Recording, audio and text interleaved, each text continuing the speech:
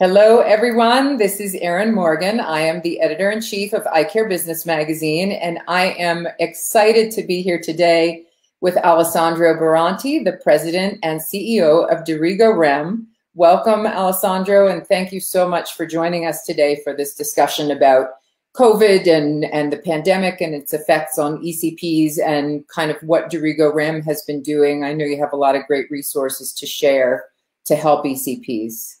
Thank you, Erinn. Thank you for having me. It's a pleasure. I love your work, and I feel honored to be part of your series. Yeah. Well, thank you for the kind words, and we love working with you and the whole team there at Dirigo Rim. So very valuable information for our readers too, who are looking kind of today for every advantage or way to kind of boost their business and build back, because obviously we've seen the decline in sales and in exams and product sales over the course of the COVID pandemic. And we've been tracking those numbers on Eye Care Business. It's our optometric business tracker. So every week we track the recovery and the sales and exams numbers for ECPs across the country. So we're seeing a nice uptick now, but it's still, it was a tough year for everyone.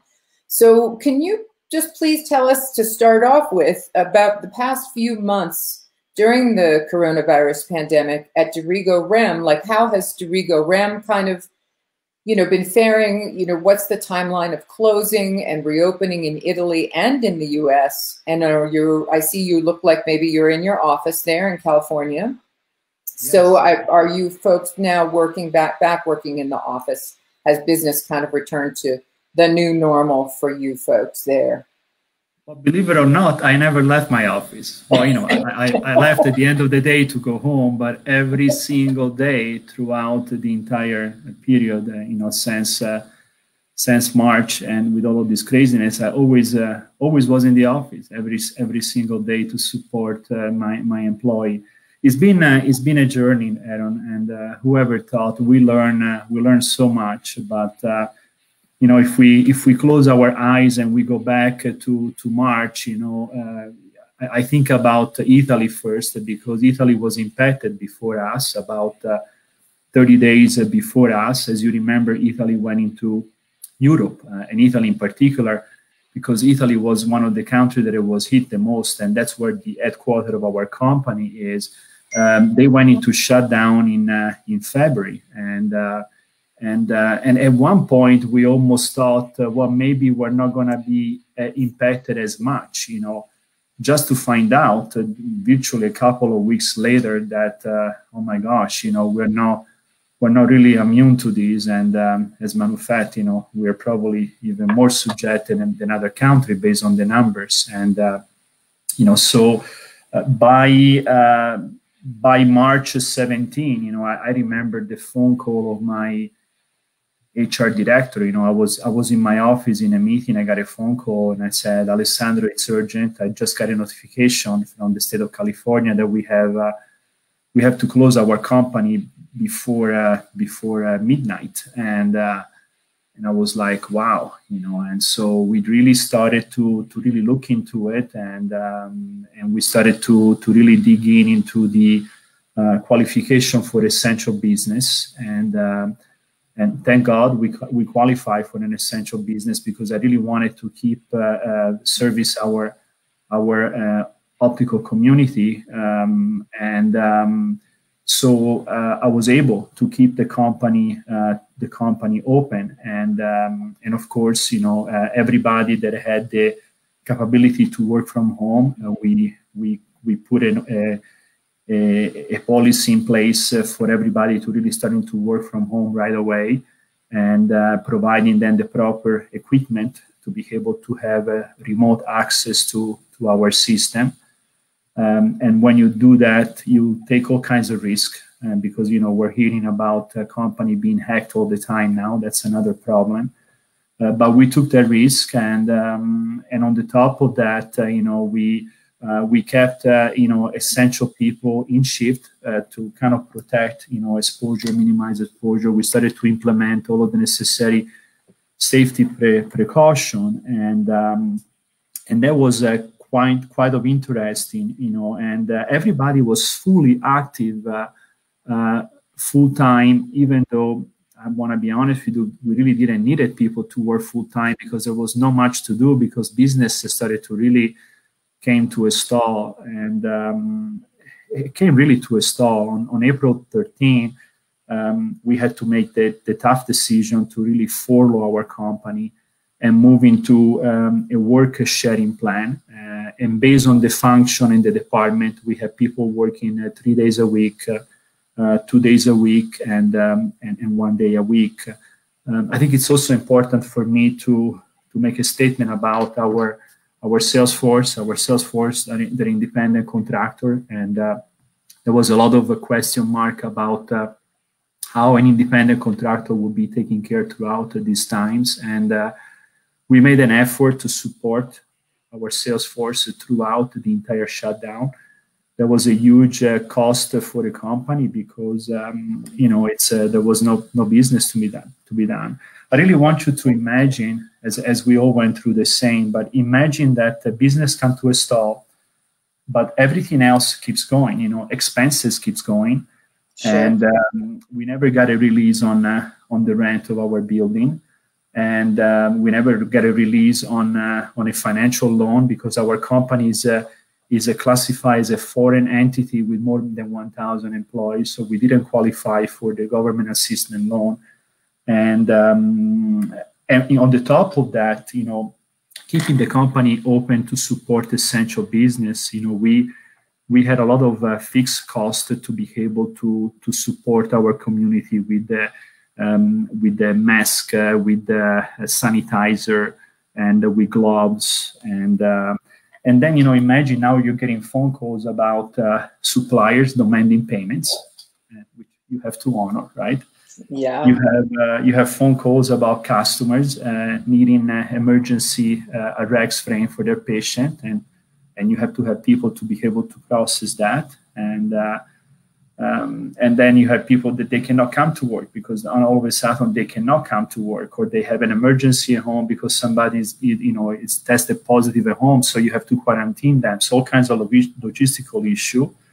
Then you got another phone call from another customer that is canceling a PO because all of this going on. So we're counting on product to be shipped that we have to pay for it, and the customer is canceling. And of course, you have to say yes. You cannot say no because we are in this together, right? Absolutely. And customers wanting to return product, and you try to do the best that you can to help everybody.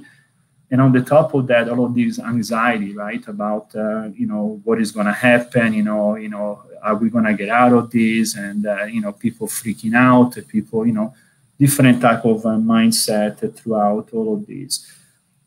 Luckily enough, Italy started to get out of this by the middle of May. They started to see some positive sign. For us, it was towards the end of May, and I have to say, June was the first beacon of light that we saw, and business was up to 75% of normal. So I was actually, honestly, I was forecasting 25-30%, to be honest with you.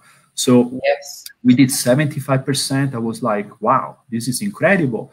And but in a way, I kind of predicted this into my previous interview that this was going to happen. And in July, my God, thank God, the business was up 18.1% for us compared to 2019. Now, I was not expecting this. I was not expecting this at all. So and then I'll just add to that it really aligns with the numbers that we've been watching and seeing, from our ECP tracking. So the business dropped off in April about 95% across the country.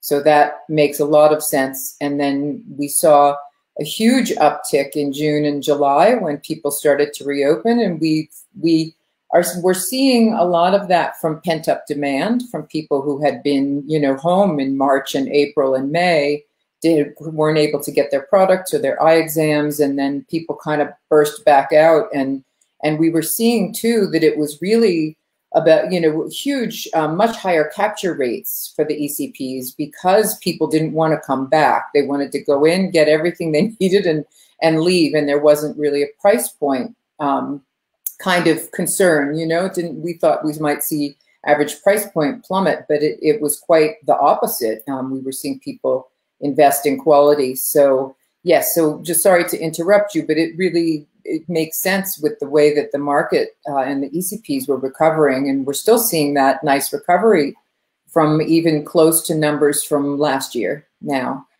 Yeah, no, of course. I mean, imagine millions and millions of Americans with vision benefit that all of a sudden are coming to a stall.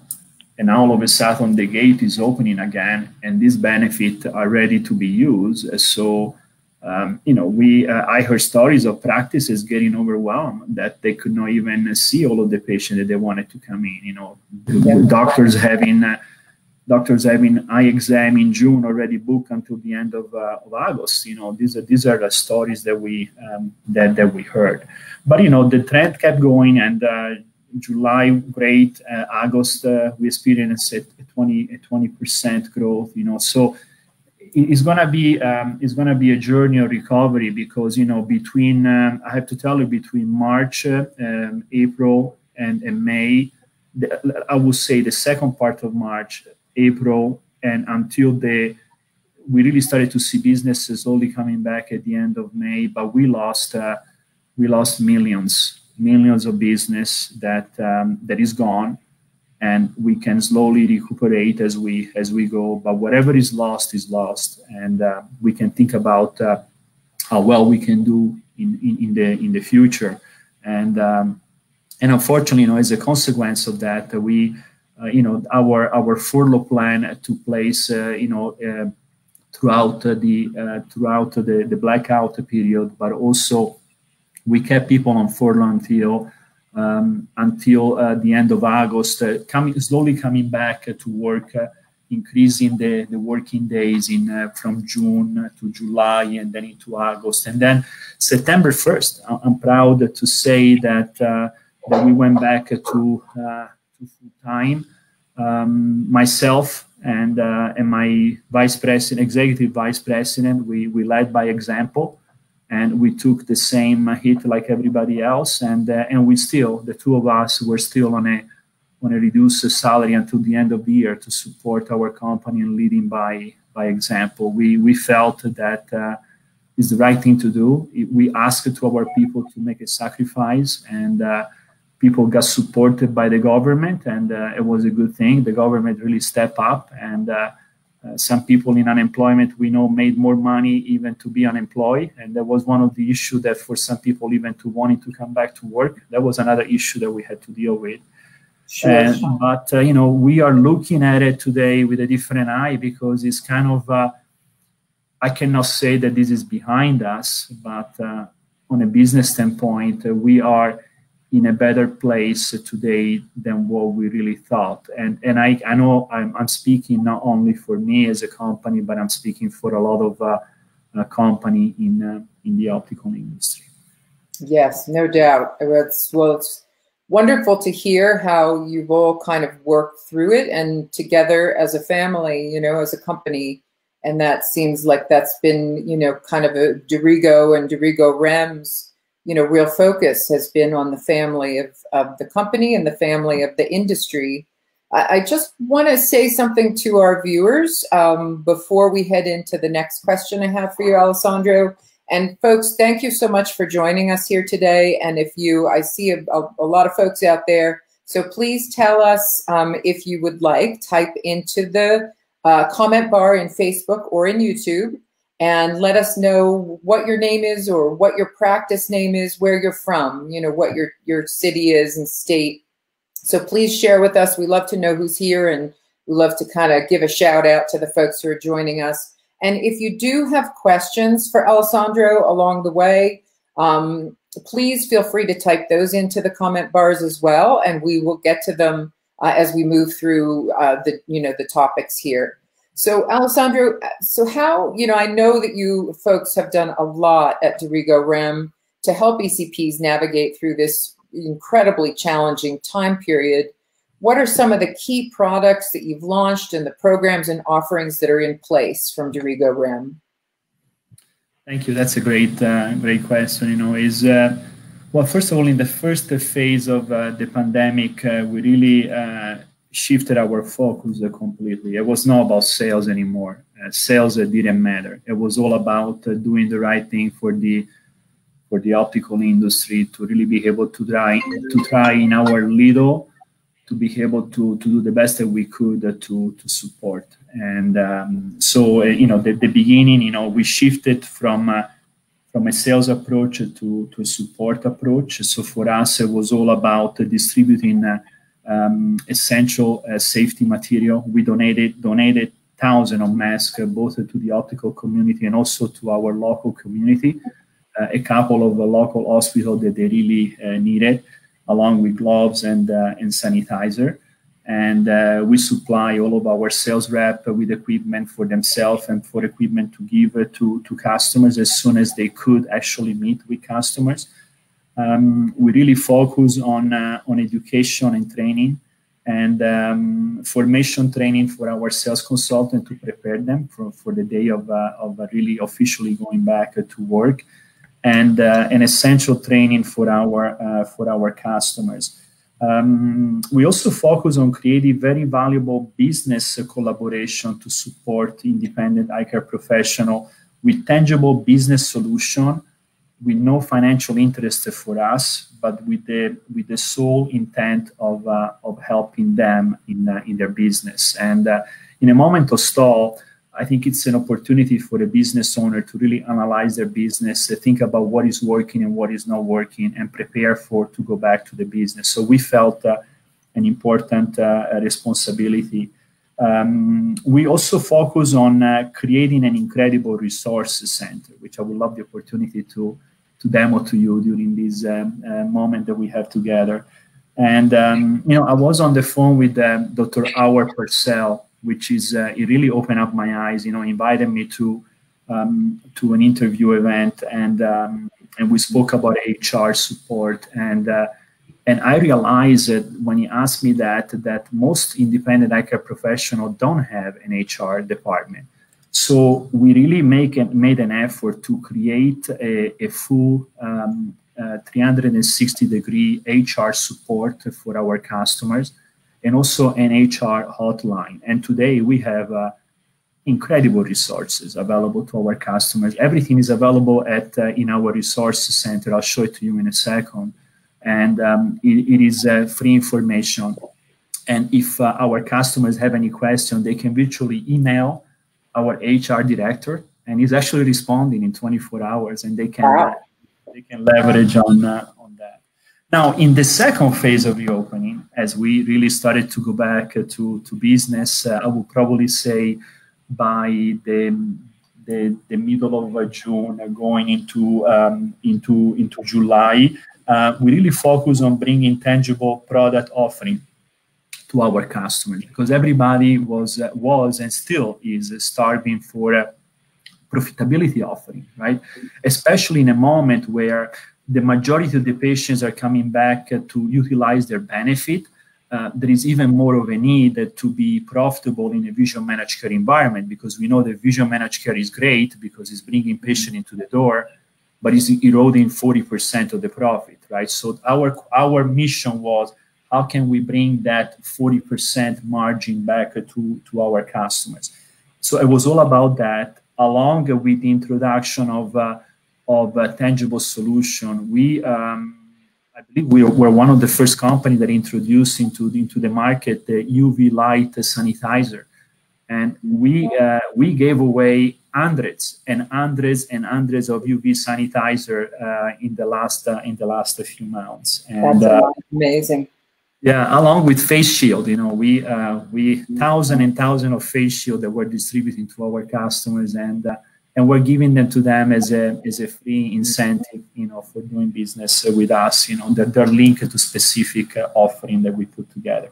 We have your UV sanitizer. We photographed it in a kind of a feature spread that we did in the magazine on the optician's pandemic arsenal that Sheena Taft pulled together for us. So we have it in this issue. The issue just went live today. So if anyone would like to see it, it's on eyecarebusiness.com right now. and it's a nice big spread in the magazine, and the UV sanitizer looks fantastic. Now, I know a lot of the ECPs are using it for not only frames, but also for masks and other things. Also medical equipment for the doctor in the medical lane. And yeah, it's a safe way to sanitize a product. It doesn't damage the product because the intensity of the light is set into a safety range, and they're great. Now we went into heavy back orders because everybody wanted them, but we have a lot of now it's becoming a regular shipment for us. So we're getting hundreds every 2 or 3 weeks. So we are. I almost feel we're in the UV sanitizer business. Hey, it's a good business to be in. We don't sell them. We don't sell them. I never wanted to make profit on something that is designed to be something to be able to help. It was never my intent to take advantage of that. You know, I remember during the pandemic, I was seeing people on the corner of the street selling sanitizer and masks, and I always felt that these people should be arrested, you know, because it's not ethical to do that. For us, it was always either an incentive or a gift, you know. So we decided to give this as an incentive. Yeah, that's wonderful. In terms of brands, you asked me about the brands, right? There is so much going on with that. You know, we took the time during, you know, we had a lot of time on hand, right? Because now all of a sudden there is no business, so let's do something productive. So we took it as an opportunity to go through the renewal process of all of the license that needed to go through the stages. So we renew Lucky, we renew Jones, and then we you know, we really wrap up all of the different projects. So we sign our licensing agreement with Tumi, and I'm happy to say that we're going to launch Tumi. Actually, we're going to introduce the collection at Vision Expo East in May. So we're very excited about that. And then you probably heard just last week that we signed our licensing agreement with Philipp Plein. And so we're very, very excited about that. Now imagine a fusion of Dita Eyewear, Casal Eyewear, and Versace, where these three concepts combine together and something amazing and different and unique is created. You know, so we're very, very excited about Philipp Plein, and is an amazing guy. Alessandro. Huh? When is the plan for that collection to launch? We're planning to launch Philipp Plein at Vision Expo West in Las Vegas in September of 2021. Philipp Plein is heavily involved in the business. I sent him a message on Instagram. He responded me after 3 minutes, and never experienced that. And he told us that he wants to do a big party. He's building a mansion in Bel Air. I don't know if you saw that. If you Google that, it's remarkable. He's building a chateau in Bel Air, and just the guest house of the chateau is impressive. Now, if you look at the chateau, it's like mind-boggling, right? And he wants to do a party over there. So I am looking forward to put something together. Fingers crossed. Sounds like a fun time. and then we have, believe it or not, we have 2 more brands that we're going to launch in. So in 2021, Dirigo is going to launch 4 new brands. And I cannot talk about the other 2 brands because I'm under, I'm limited to what I can say. But let me tell you, we're very excited about 2021, and that's pretty amazing. And in this time, and I think it's a wonderful thing for the eye care professionals to have new things to talk about, new products to talk about, and things that are going to excite the consumer again. And I wanted to ask you on that note. So how are you as a company working with the eye care professionals in new ways for the presentation and sales of eyewear products? You talked a little bit about your sales representatives, what's happening there. What are your clients, what do your eye care professional customers tell you that they want today? Do they want the sales reps coming into the practice to show the product? Do they want everything virtually? And how are you addressing that? It's very situational, Aaron. It depends on the customer, depends on the area. You know, some states are in different situation than others, and I think we have to be ready to keep this open approach, because we don't know what is going to happen, and we don't know if we in some areas we're going to have to go into some restriction than others. So we have to be flexible. I would probably say that our approach leverage on three pillars: innovation, training, and education. And I would like to talk to you about that. And you know, we in our e-learning module, we have over 150 hours of training for our business consultant. And throughout the entire lockdown, we actually have 4 trainings a week, and we ask to our business professional to really invest the time, since we pay them for it, invest the time to really study and personally develop, but to be ready to bring valuable information to the customer's business solution. Because a business consultant cannot be a frame flipper. They need to bring business solution to their business partner. And so we really made an investment to create this type of mindset. And we also ask them to be flexible to the needs of the customers, so to ask a question. So in some cases, is a face-to-face visit in the practice, following a specific safety procedure. In some cases, it's a virtual presentation done throughout a Zoom or a team meetings or any of the other virtual tools. I think we're all discovering new ways of communicating these days. Or in some cases, it's a virtual presentation where we actually ship the sample set to a customers, and then we virtually open the sample set remotely and do a product presentation. Also leveraging on a B2B solution, a business-to-business solution. Interestingly enough, what we saw throughout these times, we saw our B2B business increase by 40% compared to 2019. And today, 15% of our business is coming from the B2B. So we're seeing customers wanting to go online and look at product, and they like that type of option. As a matter of fact, I created incredible incentive into the B2B. If you go into our B2B today, you get free shipping, but there is also incentive that it can increase your marginality by 10% on the top of the regular discount by ordering on the B2B. So that's a fantastic incentive. Yeah, and so I think it's important to have that flexible approach. I would love if you can try to share the screen. I would love to walk you through some of the things that we're doing on our B2B. That would be great. Let me see if I can do this, and let me see. Oops. And folks, while Alessandro is pulling this up, and I've seen this, it's fantastic information.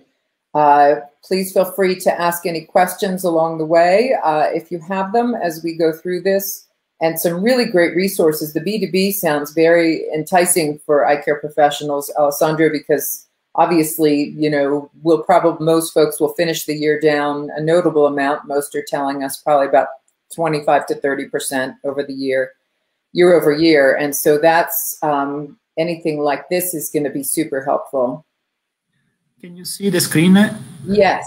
Yep. Okay. So as you can see, there is a button over here on the top. If you see my cursor, yes. And I'm going to click on it, and it's going to take us into the resource center. This is the tool that we just created to really be able to make a lot of information available to our customers. And if you don't mind, I would like to start by playing a video. That would be great. It's very meaningful. So let's watch this video together.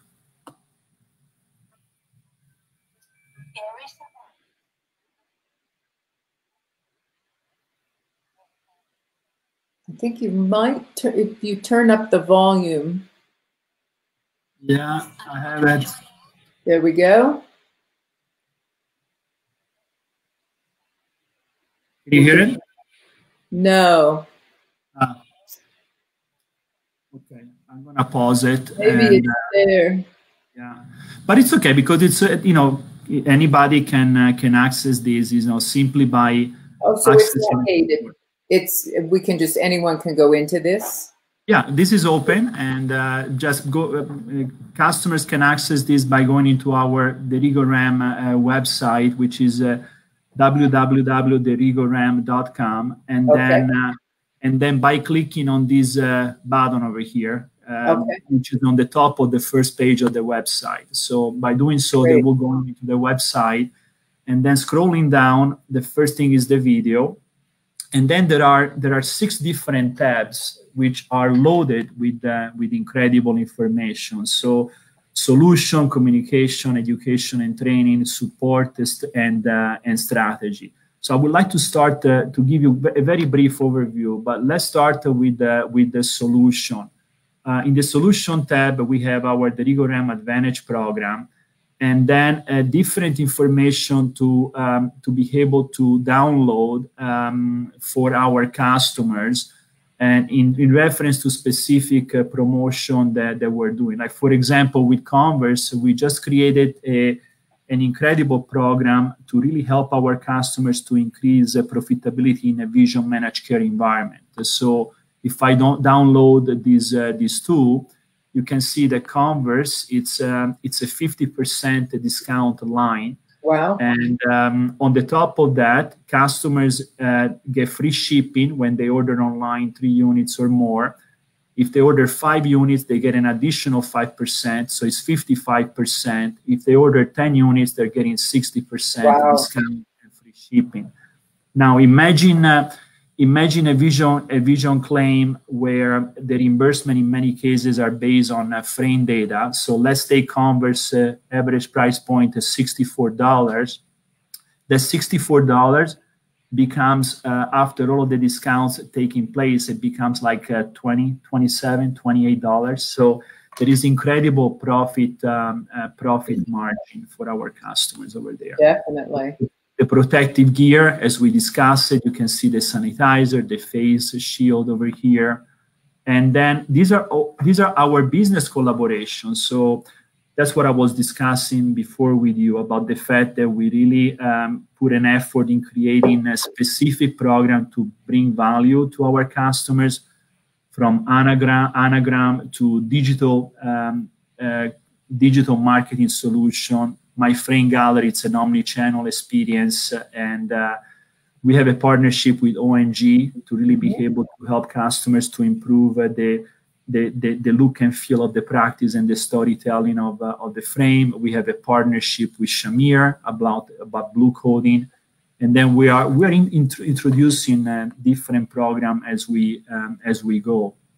Then, if we go into the communication tab, Erinn, over here, there are specific communication guidelines. So we created a pre-letter that our customer can actually use it to send it to their patient during the reopening stage, specific communication guideline that they can use as an inspiration.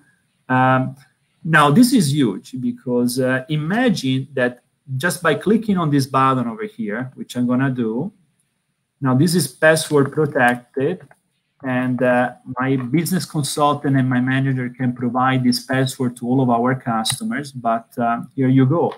Now, imagine that now you are in a place where you can download all kinds of digital assets on the spot for you to be used for any purpose related to promoting your business, social media, an advertising ad. So let me give you an example. So let's go into John Barbados, and you can download the logo, you can download the videos, the images, and I mean, this is incredible. You know, I always hear from my customers that it is so hard to get access to digital information. And so I really wanted to make it a point to make this information available to our customer in a very easy way.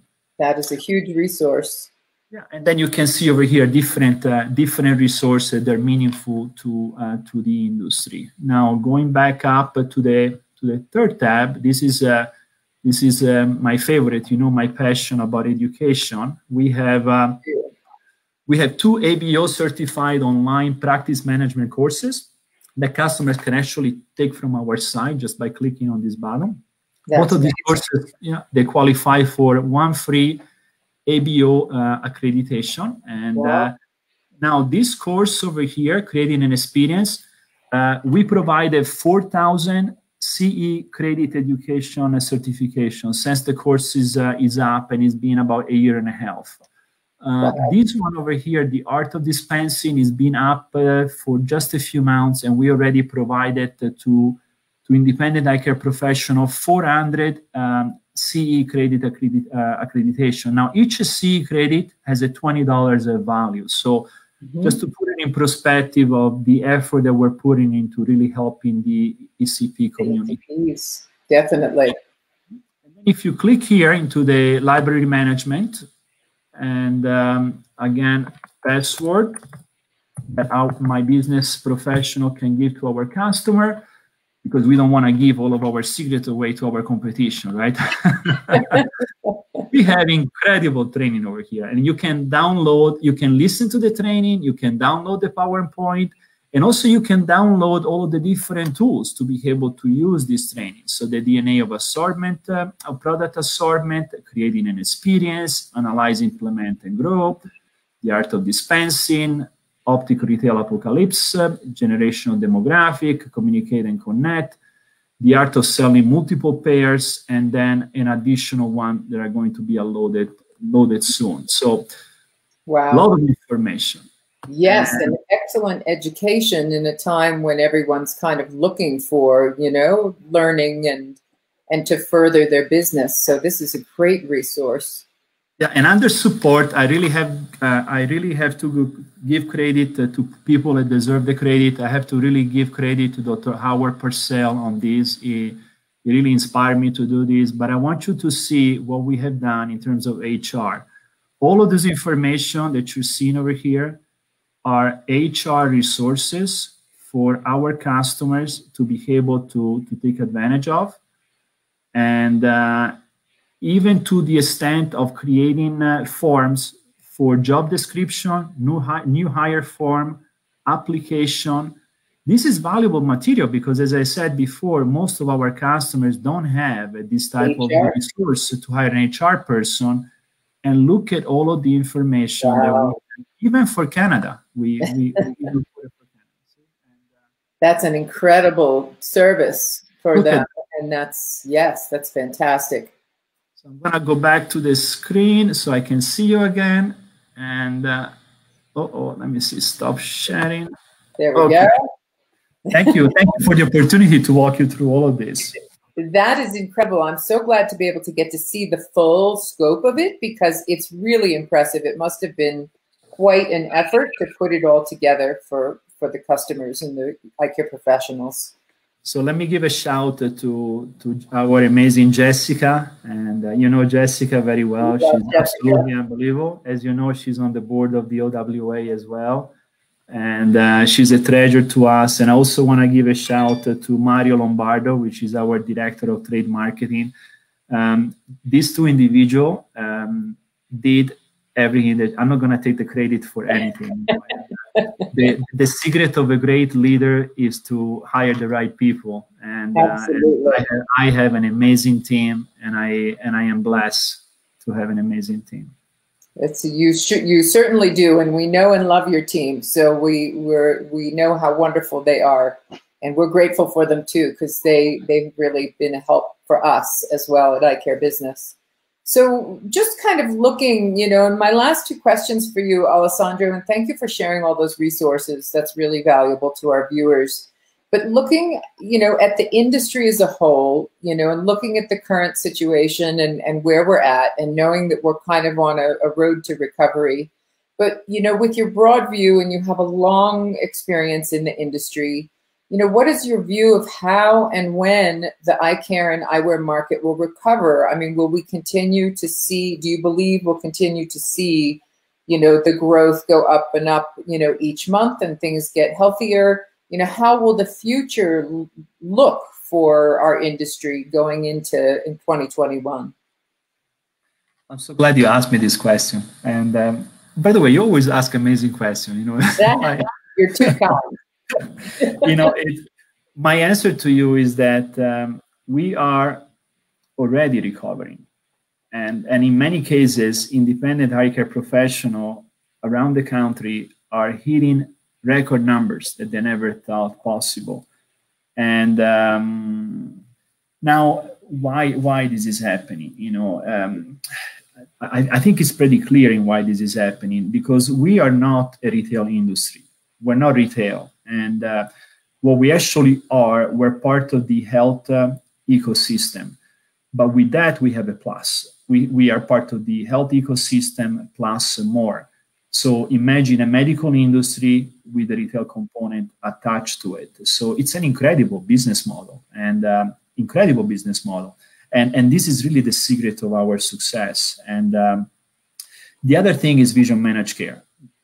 You know, vision managed care is always being viewed as a threat by optometrists. And as a matter of fact, back in the 80s, it was considered the end of the profession. And optometrists really fought vision managed care at the beginning. It was a bloodshed. I can tell you that because back in the days, I was involved with IMED and in the actual introduction of IMED. And I can tell you that I was part of town hall meeting that if they have tomato, they would throw tomato at us. You know? But vision managed care is a double-edged sword. You know, and what vision managed care does, it brings patients through the door. And what it did throughout these moments, it gave the opportunity to optometrists to really get the benefit of that, to have patients coming through the door.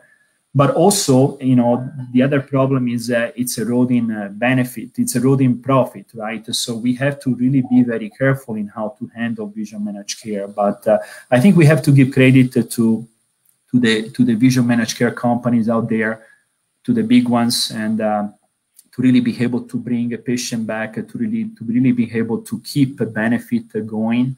And we should not take all of these for granted. I know that vision managed care is the big company are taking a lot of bad press lately, and in particular, two of them. I'm not going to mention name, and they have to work into an ethical way. I'm not going to go into details, but there are some things that are happening that they should not be happening. But I'm not going to get vision managed care political at this point. That's a whole other live stream discussion. I learned from the debate not to be political. It's a better thing to do. But I can say thank you to Vision Managed Care for really helping to restart the business. Now, on the other side, I think it's important for the practitioners to really be able to be smart right now, because whatever was not working yesterday is definitely not going to work tomorrow. And now this is the time to understand what it needs to be done in a different way. This is the time that people need to understand how to evolve, you know, because of what we went through. I think COVID and the pandemic acted as a booster in a behavioral change, and it accelerated the inevitables, and specific patient consumers behavior got accelerated, you know, probably 5 or 10 years ahead. And we need to react to that in a prompt way. And that's why I created all this collaboration, because in some cases where it was hard to implement, or I want to do it, I don't know how to do it. Well, let me show you how to do it. I want to do it, but it's too expensive. Well, let me show you how I can help you with that by making it more affordable. This is not the moment to find excuses anymore. This is a moment to move into action. And our training module that I have on the Resources Center gives all of the indication on the things that should be considered to be implemented to be able to react to this situation that we're going through. That's amazing. Well, you know, we've seen that, you know, and talked to a lot of the eye care professionals out there, obviously, for eye care business. And, you know, folks and we've surveyed our readers time and time again throughout this time period, you know, with our COVID-19 surveys, and seeing that, you know, folks, the adoption rate of telemedicine and the, you know, even online ways to sell products online, and kind of will virtual ways to do business are really becoming the new norm now for a lot of eye care professionals. So as you said, it is so critical to take those things that, were maybe you were putting off doing, it wasn't necessary, or didn't seem urgent. Those things are now critical. It's imperative to make those changes to go into the future, because the future is now for sure.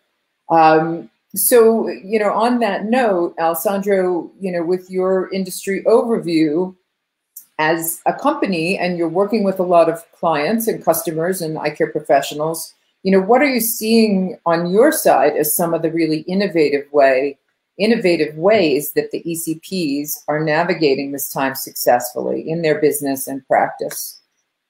Well, I think, telemedicine, it's a huge conversation. It's, teleoptometry, and there is a lot of existing tools. A lot of tools are going to be implemented in the very near future to further enhance that.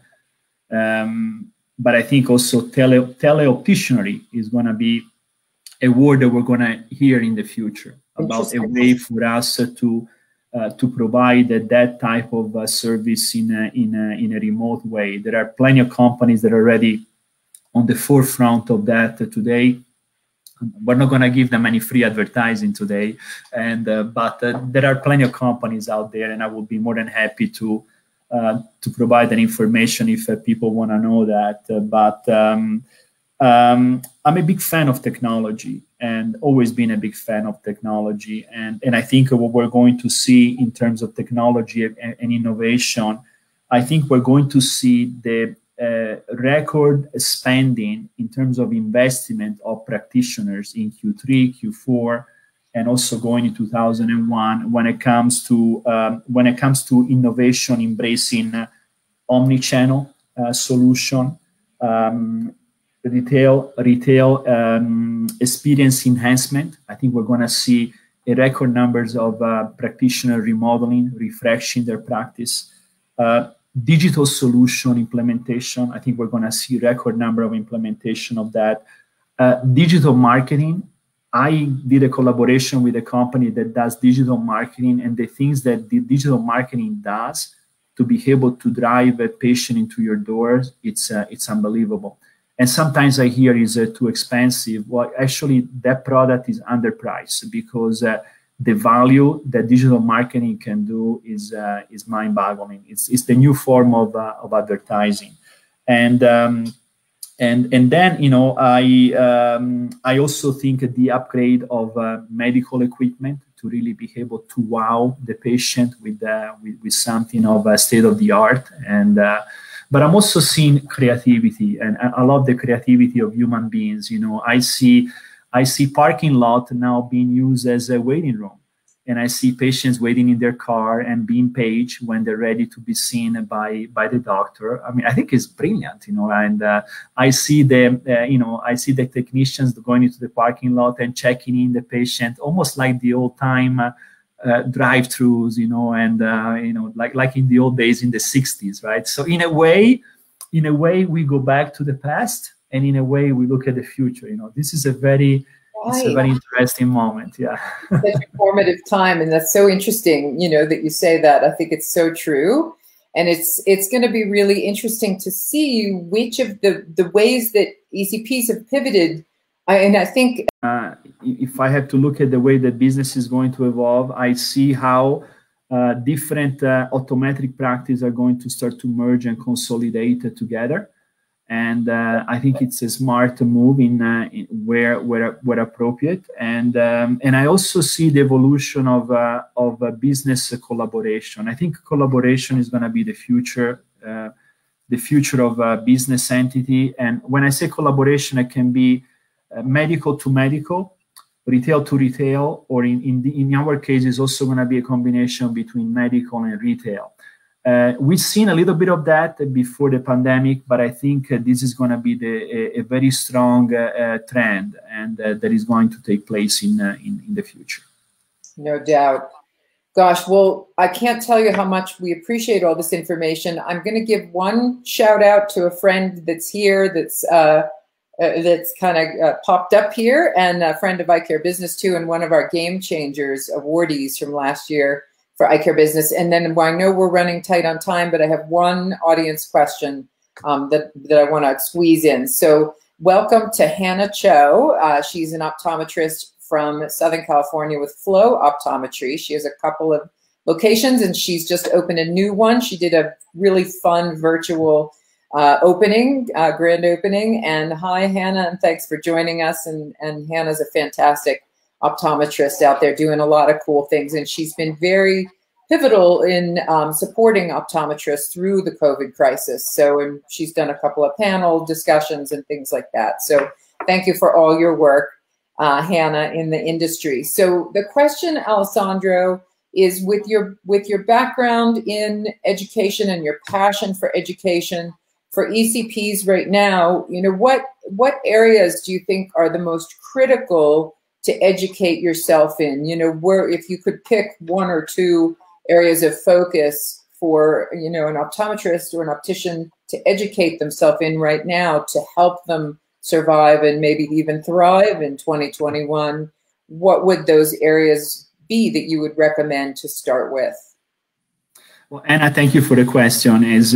I will definitely seek into training that help you to understand how to improve your profitability in your practice, and the other training is to equip your staff in how to position multiple pairs, and also how to leverage on trading up in a visual managed care environment. If you do not trade up in a visual managed care environment, you are going to lose 40% of your profitability for every transaction. So it is critical that your staff is completely prepared on how to trade up in a visual managed care environment. We're not talking about overselling over here. We're talking about doing the right thing, which is fulfilling the patient needs based on what it needs to be prescribed and based on what is important to them, providing option to the patient and educating them on what is the right solution to make sure to address their medical needs. And so those will be the two areas that I will focus the most right now. That's fantastic. Thank you for that. And I think that's a really great area of focus for ECPs to look for, you know, to build their business back. Those are simple ways, but also very effective ways that they can educate themselves on to build their business up for next year. So, well, thank you so much for joining us. I really, truly appreciate, and we're so honored to have you here today to share all this great information and the resources for our readers. So I thank you very much, and we'll see you again soon. Thank you. Thank you, Anna. It was a pleasure to be with you and to spend 30 minutes with you. Thank you. Thank you very much. And thank you to all our viewers. We really appreciate you tuning in today, and stay tuned for more live streams to come from Eye Care Business down the road, and keep tuned into our Facebook page for that information. And we'll see you soon. Bye. Bye-bye. Thank you, everybody.